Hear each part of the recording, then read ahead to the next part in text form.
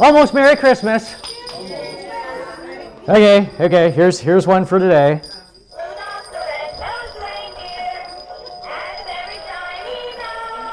He's vibrating.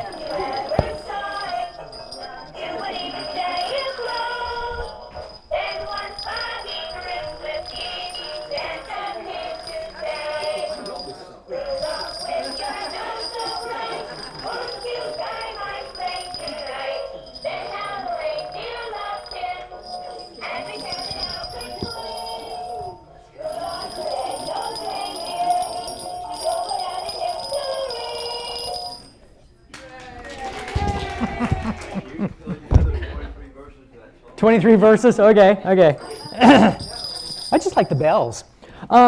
We have a couple more of the oracle decks. These were made by a class at church. They made it as a fundraiser for the church, so 100% of the proceeds do go towards the church. But there's a few more decks left for like Christmas presents, stocking stuffers, things like that. There's examples of the cards on the front, but they're really quite... Oh, do you? Perfect. They're quite nice, really, quite nice. So, ta-da, ba-dum. We do have a couple patron saints by the name of George Carlin and John Lennon. And John said, I recognize this one. "We've got this gift of love, but love is like a precious plant. You can't just accept it and leave it in the cupboard or just think it's going to get on by itself. You've got to keep watering it. You've got to really look after it and nurture it." Yes, you do. And George, equal is insightful, "Cloud 9 gets all the publicity, but Cloud 8 actually is cheaper, less crowded, and it has a better view." I know it means nothing. It means absolutely nothing, but that's okay. More t-shirts and sweatshirts. There's one of these here that actually I think I kind of like, actually. But not this one. "I'm not mean, I'm brutally honest. It's not my fault. Truth hurts. Here's a Band-Aid." And a big bobbin, like fishing, and it says, "Wishing I was fishing." So I do like this one, though. "Camping, where you spend a small fortune to live like a homeless person."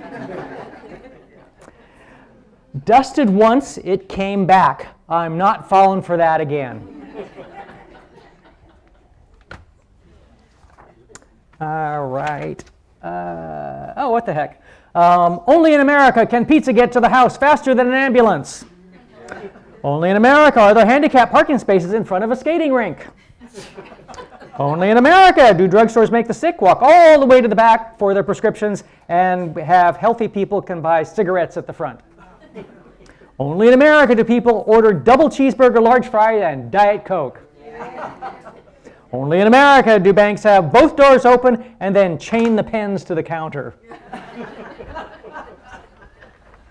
Yeah. All right. Things that make you go, Heard an echo almost. Yeah. Only when we know little to do, know anything. Doubt grows. I'm just not reading this right. Only when we know little do we know anything. Doubt grows with knowledge.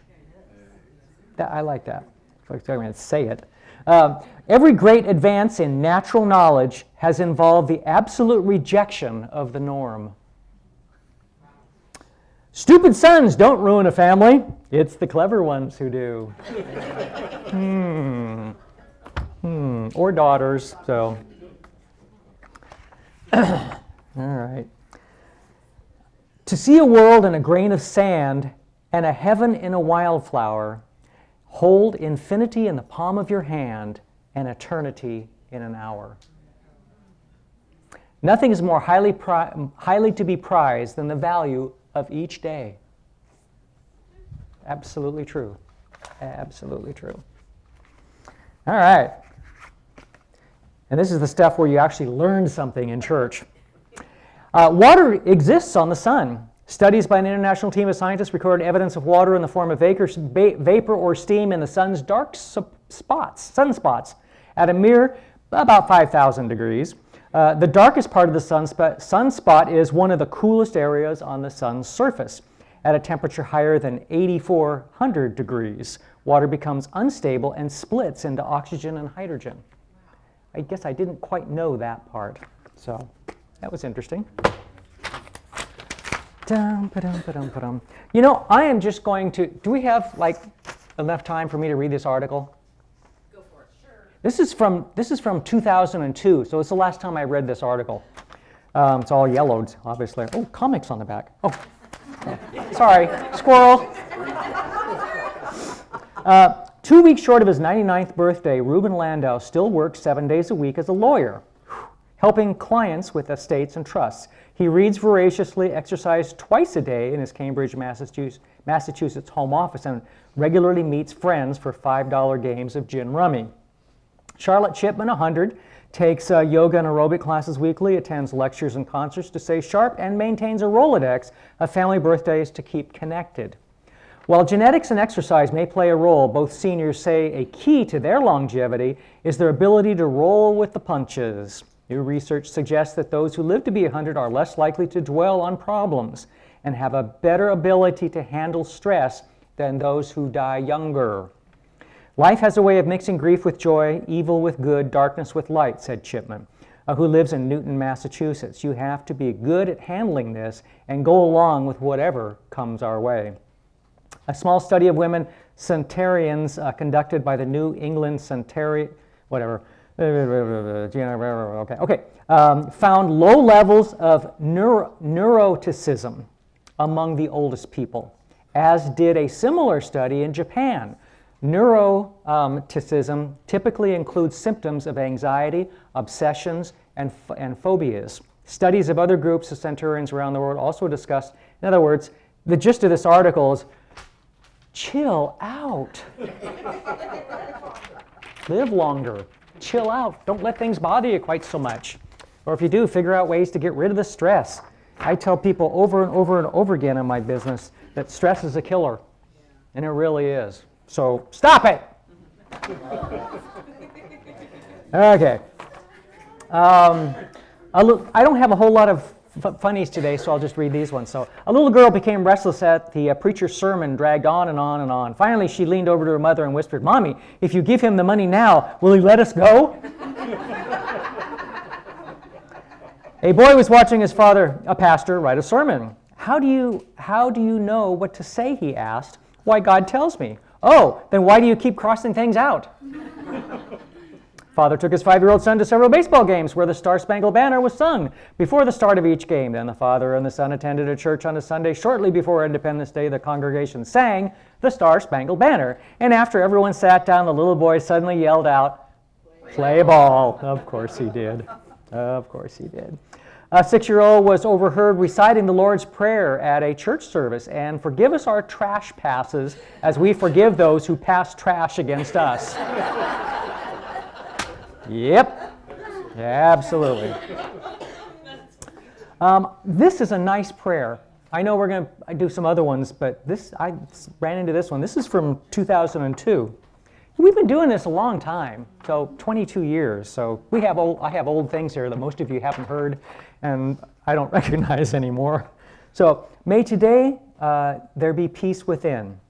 May you trust your higher power that you are exactly where you are meant to be. May you not forget the infinite possibilities that are both born of faith. May you use those gifts that you have received and pass on that love that has been given to you. May you be content knowing you are a child of God. Let this present settle into your bones and allow your soul the freedom to sing and dance. It is there for each and every one of you. Nice. I like it. Let's sing a song. Unless there's something else that's going on that I should know about.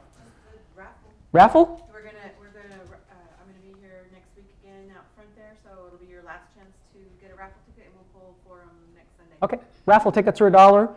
We have 5 different baskets. You can buy as many tickets as you want.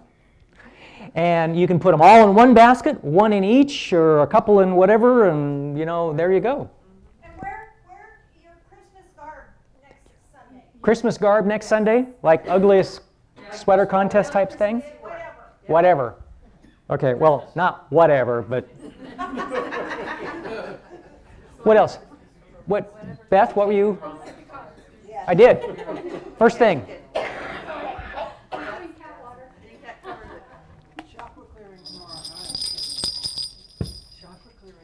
Chakra clearing tomorrow night. Is that on the calendar? Yes. Oh, by the way, 10 days till Christmas. Buy a raffle ticket, you won't have to worry about it. Buy a raffle ticket. There you go. You won't have to worry about it. There you go. Qigong, of course. We got to fix something back there, so we don't have Qigong today. Course in Miracles, Sandra, 1 o'clock, and William. Clearing chakras tomorrow. Drum circle. We can do drum circle on Tuesday? I guess Daryl's going to do drum circle. If not, there's a phone number here. You can give him a call. It's also National Maple Syrup Day. Woo! Intuitive Tarot on Wednesday. Right, Jan? Okay. And that's it for the week. Next week is even less. Imagine that. So. All right.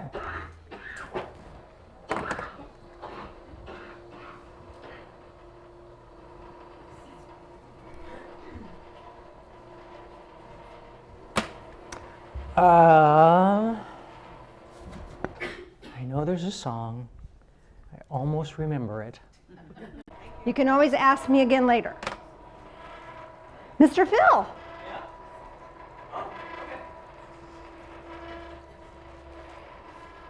I asked him if he could do the gong respectfully. He said no. So we'll try. This is a call to worship. Nancy hung this for us this last week. Thank you.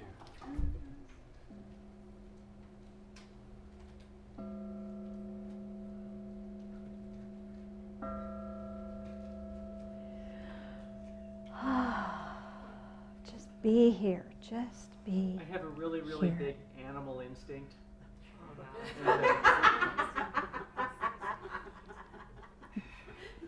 Walk away. Just step away. Let's give him a big round. Oh, man.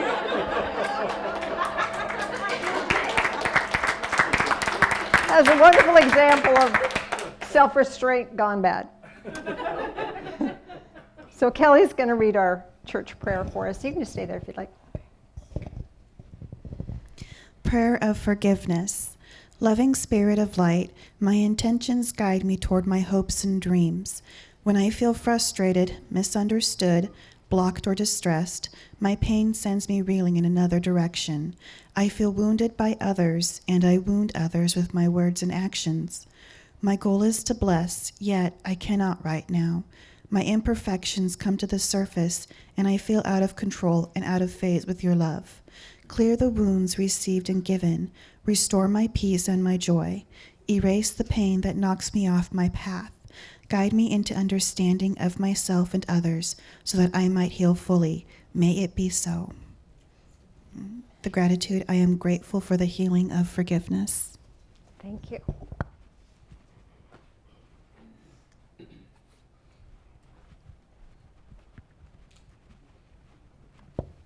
If you pass that down. Can we get a light? It's a little too You want to dark. come up front? Well, oh yeah, I might have to because it's Yeah. too dark back here. Phil could turn the lights on. I don't have good eyes. Phil could turn the lights on. Ooh. The screaming that you heard were my eyeballs shrinking in there. And mine are leaking right now, so. All right, this is transformation. A change is coming. You are changing. You are becoming. That which you are, that which you think you are, may not indeed be who you really are. Your perceptions are built upon others' opinions and your own accomplishments, or your judgment of your perceived lack of accomplishment. The standards by which you judge yourself may be faulty. Yes, accomplishing things is necessary for your earthly journey, yet acts of kindness propel your soul into higher realms. No one may seem to notice your kindness. No one may comment on your kindness. You may believe that people only see your mistakes. These perceptions are judgments. What others may deem as mistakes, in fact, may be just the valuable learning lesson your soul came here to accomplish. Once the lesson is learned and you move forward with joy and gratitude, the judgments of others fall away. Wouldn't it be more helpful to let those judgments fall away first? Moving forward would be so much easier. Your whole life is a transformational journey. If you knew it all and were perfect, there would be no need for you to incorporate into the physical form. So if you are here in the physical form, you are on your sacred journey with lots to learn and more, even more to share. Our biggest suggestion to you is this: take time to be kind. Kindness honors your soul's journey and honors another's soul journey. In doing so, you short-circuit judgment. This allows you access to ascended energy of love and light in your higher measure. It takes courage to be kind. We know you are brave enough and strong enough. First, acknowledge the kindness Spirit brings to you every day in the little blessings of life. Then, be kind to yourself in honor of those gifts. Then, allow kindness to flow through you. The little acts of kindness transform your journey. Be transformed. Be love and light. We walk with you in this. Thank you. And so it is. And so it is. Move over there, Rudolph. Make way. So last week, I shared with you a bit about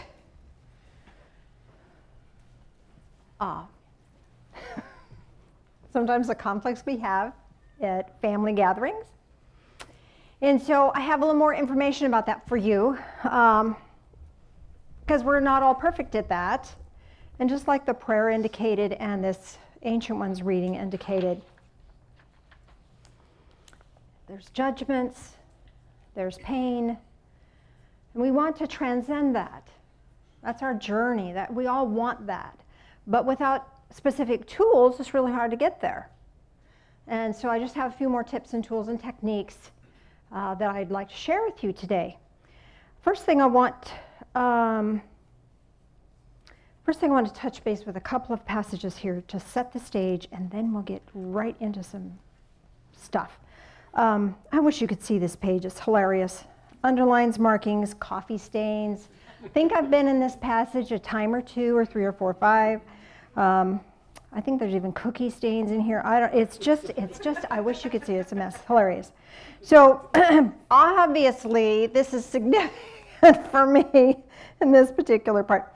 So Colossians chapter 4, verse 6. There's a ton of stuff all around this, but just pay attention to this one particular verse right now. Let your speech always be with grace, seasoned as it were with salt, so that you may know how to respond to each person. So sometimes the people in our life we are related to, and they're challenging. Sometimes the family of origin isn't our tribe. And it takes us growing up and moving away from home to find our tribe.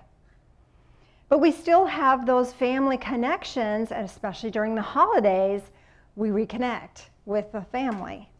And even though they're not our tribe, they're our genetic family. It's imperative for us to keep those links. It's important. It's really important. It's important to keep traditions.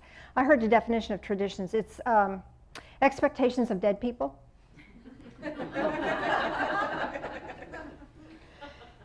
But those traditions kind of lock in who we are, where we came from, what we're about, our family heritage, those sorts of things. You know, do you have the same family recipe for pumpkin pie?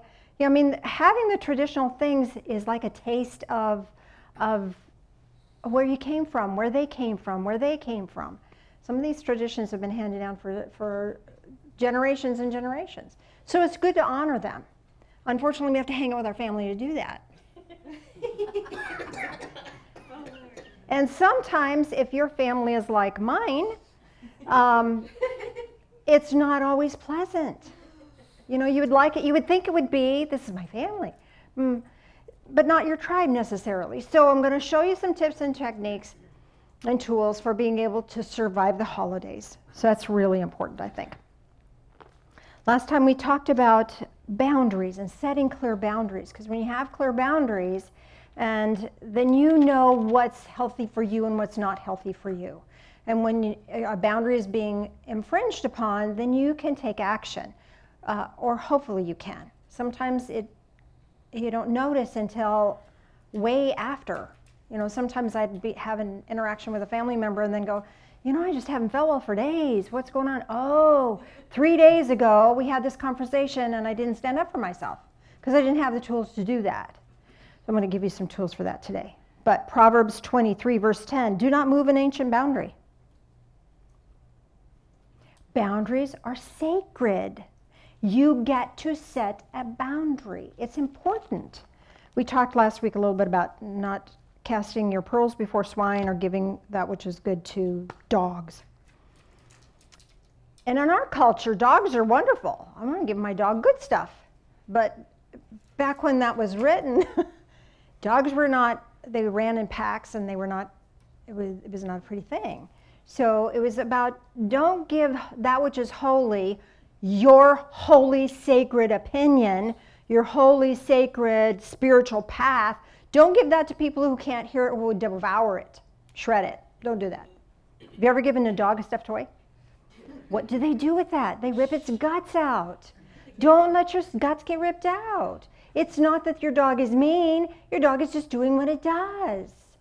It's not that your family is mean. It's just doing what family does. It's going to rip your guts out if they get a chance, right? That's right. Unless, of course, you have a different family than I do. 1 Peter chapter 5, verse 7. Cast all your anxiety upon him because he cares for you. Okay, anybody have anxiety about upcoming family gatherings besides me? I don't know, maybe one or two in your, maybe a little end. Okay, so here's the thing. Cast your anxiety on you. How many people fish? Anybody fish? Okay, when you fish, and you're going to fling that sucker out there as far as you can, right? And then you wait. Well, you're going to cast your anxiety on him. Cast it. So in other words, my anxiety is we'll get in a political discussion and everybody in the family has different political views and they're all intensely feeling their political views. So I have an anxiety about that. I'm going to cast that and take that anxiety, and for me that kind of feels like it's in my guts. Take that anxiety and I'm going to throw it out there because it's not mine to deal with. I can't fix that. I can't change that. But by letting go of that anxiety, then my mind now is clear to try something new and different. Okay? So just try that. If you have any anxiety, you're feeling it in your guts, yank it out of there. If you're feeling it in your heart space, yank it out of there and just fling it from you and let God have that. You don't have to have that. It's not your job. Let it go. Have fun. Feel better? Help me. So what happens here is often, especially family members, they know where our buttons are to push. I think it's a big red easy button that says here, hey, one way to upset her. Let's push that one, right? So there's different techniques that often people, whether it's family or could be work, how they push your buttons. So let me tell you a few scenarios and then I'll give you some tools and techniques for overcoming that, all right? So first one is verbal volley. It's like playing volleyball. How many people have ever played volleyball? Okay, so it's a great fun game. I used to play it when I was young, loved it. But sometimes somebody on the other team would set this beautiful, and you could just, and then they'd smash it. You ever had that experience? That doesn't feel very good, does it? Well, people do the same thing verbally. They'll set you up with something that seems really lovely and neutral, and then bam, bash it back at you, right? Okay, so here's how you handle that. If you see that coming, or if they've smashed it at you, then you've got this ball in your court. You don't have to play. Put the ball down. And you put the ball down by creating some verbal deflection, verbal disengagement, to say I'm not playing anymore. One of the things you could say is, that volley is now dead. Here's a political statement. They have nothing to fight you with. Stop playing their game. You will lose. It's like wearing a nice little tennis outfit out on the football field. You're going to get creamed. They're guarded up and padded up and helmets on, and they are got the bulk behind them. They're going to run you down. Again, are you throwing yourself like a stuffed toy at a puppy dog who's going to just shred it? Don't do it. Let it go. Here's something else. Well, now, that's interesting. Again, it's a dead ball. Nobody's going to battle that. Nobody's going to smack that back at you. Here's a fun one. I have no words for that. Do you like that one? Put that in your hip pocket and whip that out when you need it. I have no words for that. You're not saying I disagree with you. You're not saying I agree with you. You're not egging them on. You're just dropping the ball. Let it go. I hear what you're saying. I'm acknowledging words are coming out of your mouth, but I'm not acknowledging their content. Drop the ball. Well, that's something, isn't it?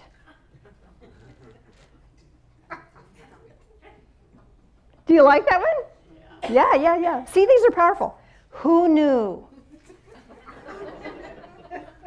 Who knew? Okay, so then there's the direct attack. And this is and when you're getting that direct attack, that's the volleyball thing, that's when they're just smashing it at you. And you don't really, in a place to disengage, to neutralize the energy. This is the neutralizing energy thing. You're not in a place to do that. Something more has to be done. I'll go to that next. Let's do something else first. I want to come back to this. Ain't it awful? Oh, people love to play Ain't It Awful. Ain't it awful this is happening? Ain't it awful that is happening? Ain't it awful I have this terrible health issue? Ain't it awful? And part of the Ain't It Awful thing is they want you to fix it. And then they don't. How dare you try to fix me? Have you ever experienced that? It makes you crazy. Oh, I have this horrible thing that's going on in my life. Well, have you tried? Well, of course I can't try that. You've experienced that, have you not? Okay, that's a setup. They're setting you up and they're stealing your energy when they do that. Don't let them steal your energy. That's like throwing yourself out there and letting them rip you up and take your stuffing out.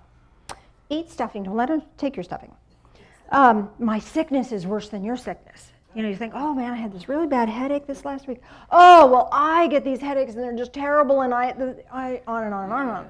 You know, or man, my low back is. Oh, I can hardly walk. My pain is so much worse than yours. Ain't it awful? That's the Ain't It Awful game. Their life is terrible and hopeless. Right? Okay. Anybody have any of those people in your world? Okay. Here's what you can say for that. Are you ready for this? Powerful stuff. If anyone can figure it out, you can. Now this way you're sending the volley back, but you're gently serving it back to them in a way that they can't smash you with. Make sense? I hope you figured that out. Because the second you try to fix them or give them a suggestion or help them, because a lot of us are really helpful and we care, we have compassion and empathy, and we want to fix their world, we want them to feel better, because if they feel better, we'll feel better. But no, it's not going to work. It's not going to work in this situation. You know when there's somebody that wants some help, they go, gosh, I got this problem, can you help me with that? And then you give them, have you tried this? Or maybe you might want to watch this Silva thing.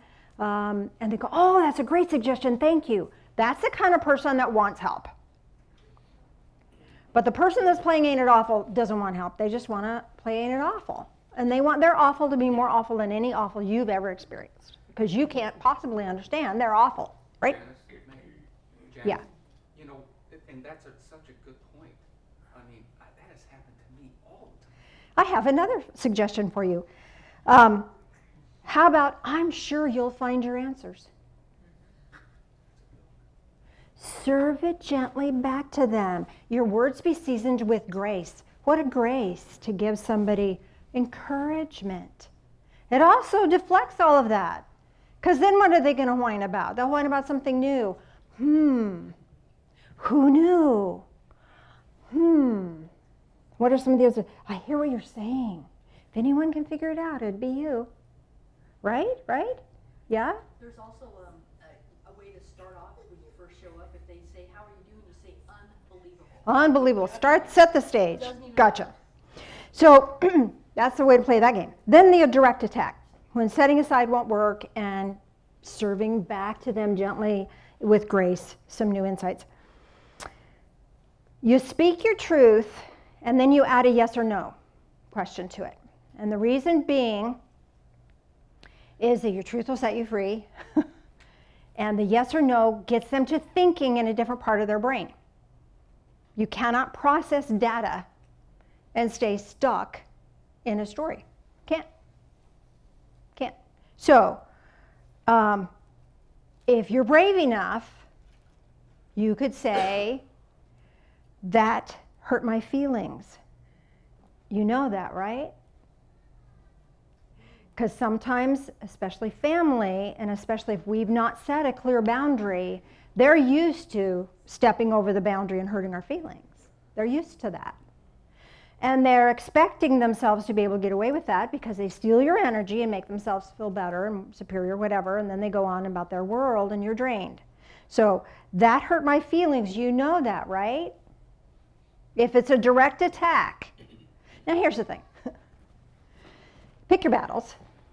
My parents, when I first decided I was going to be psychic, they were not thrilled with that idea.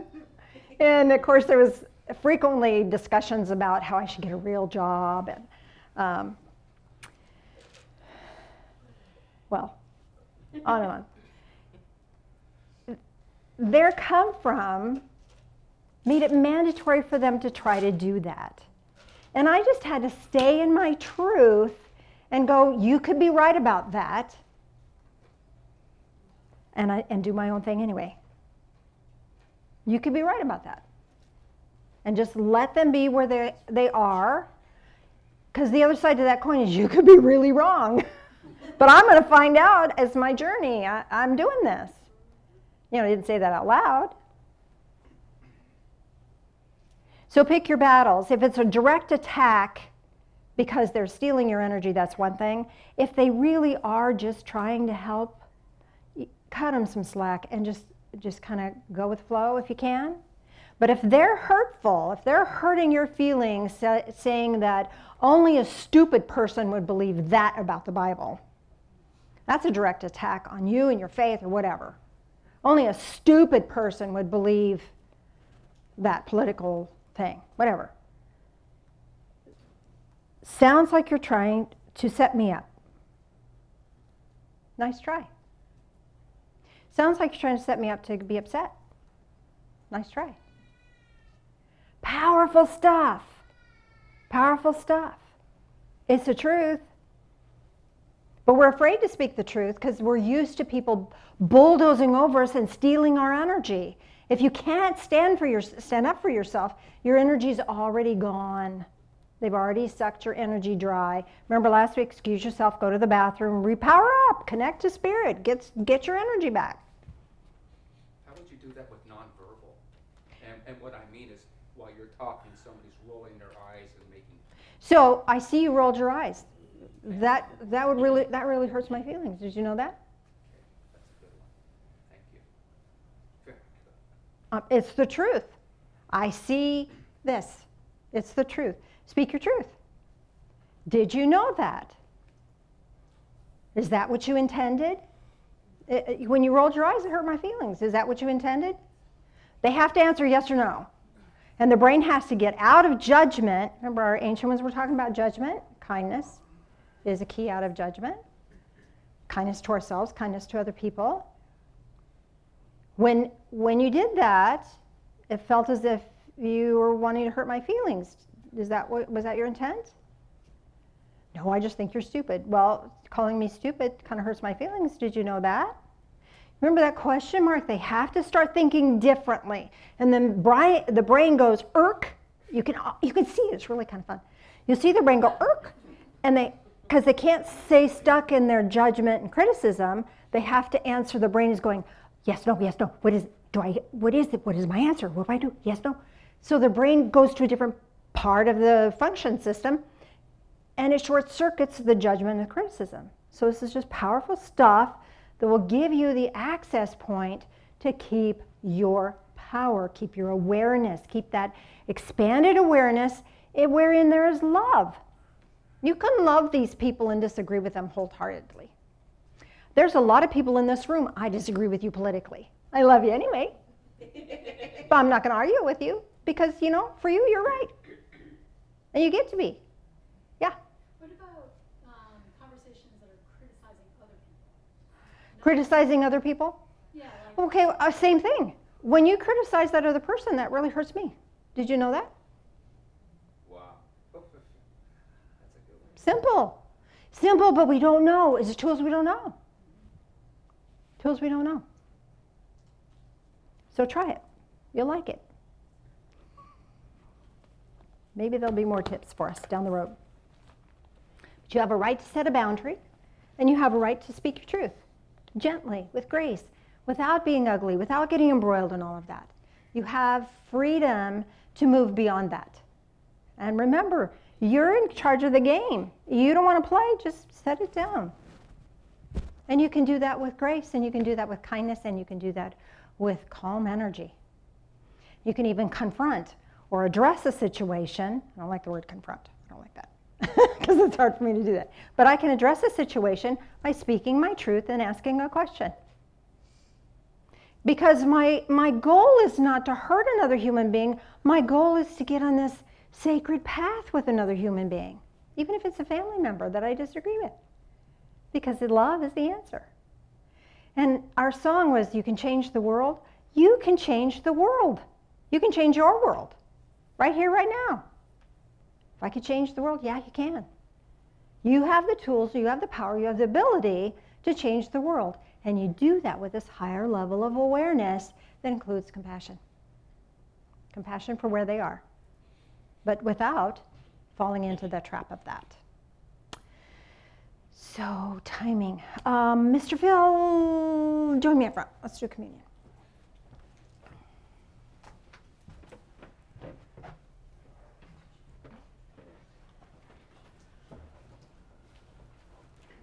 Oh, he's so spry for his age. Thank you.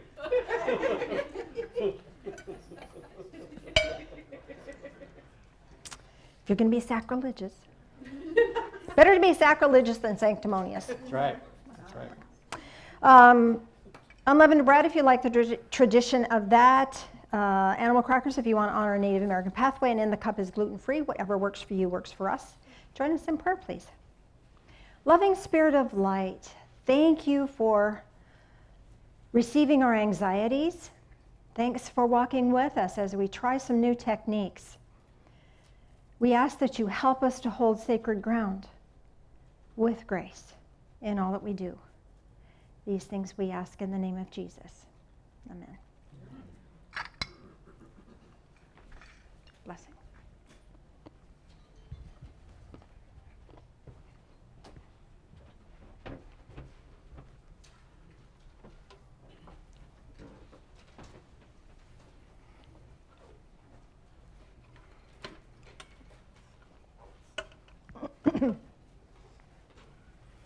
As that continues around, would you join us in prayer again, please?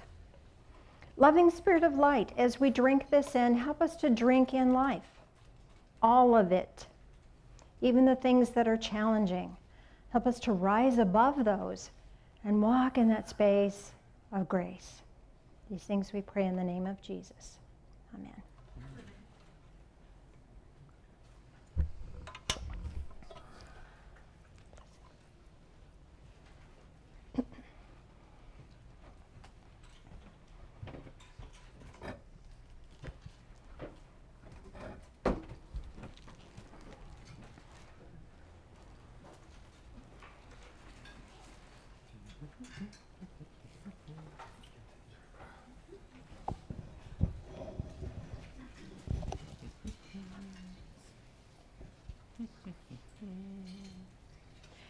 No one's looking at you. I know. May, you want to do this? Also want to say about these baskets, these were gifts from people in the congregation. They put these baskets together specifically for this purpose. So some Lot them of are cool quite, stuff. they're quite lovely. This is a time of service where we give back and we help support this building, the electricity, so on and so on. We have so much to be thankful for, individually and as a group. When you can give, give. When you cannot, give a blessing. And God is very faithful to us. Our needs are met and overflowing. And we are so thankful for each one of you that can give. Amen. Thank you. And our almost $500 utility bill this month. And that's with everything turned way down. Just takes, it's a big space.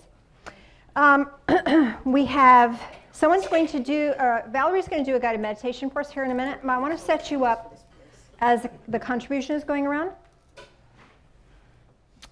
I want to help you with meditation because I've gotten some feedback that sometimes meditation is challenging. So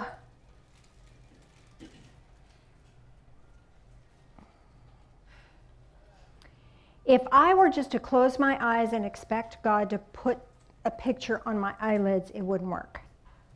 I would get blank. I would get black. Not happening.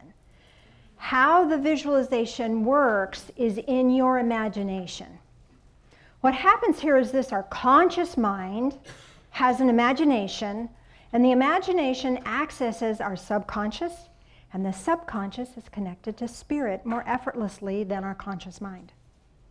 So it's like in a dream. You can get messages in your dreams because it's all symbolic. The symbolism of that.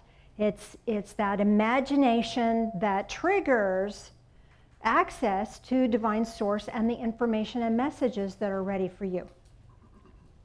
So if I were to say, imagine a dog, do that. Imagine a dog. You don't really have to close your eyes. You can just imagine that. But if you close your eyes, you could imagine that dog too. Okay, so is it a dog you knew once, or is it a different dog? Just any random dog? Different dog. Okay. So depending on the breed of the dog, that may have spiritual significance for you. Where did that come from? It was your imagination, but you were prompted by my words, and Spirit delivered a picture to you. So what breed of dog did you get? Mine was a scruffy little brown puppy with fluffy ears. It was kind of gray. A little fluffy puppy with, floppy ears? A schnauzer puppy. Schnauzer puppy kind of thing. So the energy of a puppy, any puppy, is playfulness. So Spirit is saying playfulness is here for you. What else did you get? A basset hound? Oh, bassets are so cute. They're funny in the droopy ears. So, but they're about taking it slow. They can't go anywhere fast. So it's about take your time, enjoy the journey. And when they go someplace, the airs are just flying. It's joyfulness. What other kind of dog do you get? Australian Shepherd, Bulldog. Okay, Australian Shepherd are smart and they want to find things. So seek, search. Something's here for you to find. Okay, and the Bulldog, stand your ground. Don't let him push you over. Yeah. A Shih Tzu, 2 Shih Tzus. 2 Shih Tzus. Well, Shih Tzus are very loving. They're very, very loving. So this is about letting love rule your life. Bringing more love in, acknowledging the love that's there, being the love that you are. Yes? Siberian Husky. The Siberian Husky. Okay, they can weather the storm. And they love to work. They love to pull that cart. So it's like you want something you can get into and just really do it, right? Yeah, your partner's not. Yeah, that's her. I mean, I don't know, but yeah, that's her. What'd you get? Giant black wolf, okay. Wolves are all about lead, follower, get out of the way. And a black one is about so often in our culture we think black is bad. Black isn't bad. Black is the endless possibilities. Endless possibilities. So it's asking you to step into your power and letting Spirit lead you. Because right now you're not in a place to be a leader or leading your own life. Let Spirit lead you into what your power might really be. Okay? Make sense? Okay, so if I asked you to, or did you have something? Terrier. A terrier. Okay, terriers are just relentless. Have you ever seen a terrier not let go of a toy? Remember the tearing the guts out of a thing? You know, terriers are relentless, so stick with it. Hang in there. You got this. You've got this. Okay? So all that came from just a simple words out of my mouth to ask you to imagine something. Your imagination is the gateway by which Spirit can bring you messages. So allow yourself to use your imagination. If you're being asked to create a path, either it's one you've walked before physically in this world, or maybe something you imagine something. Whatever you imagine isn't just your imagination. It's a gift from Spirit, but use your imagination to create that. Make sense? Okay, so Valerie has a guided meditation for us. Miss Valerie, if you'd step on up.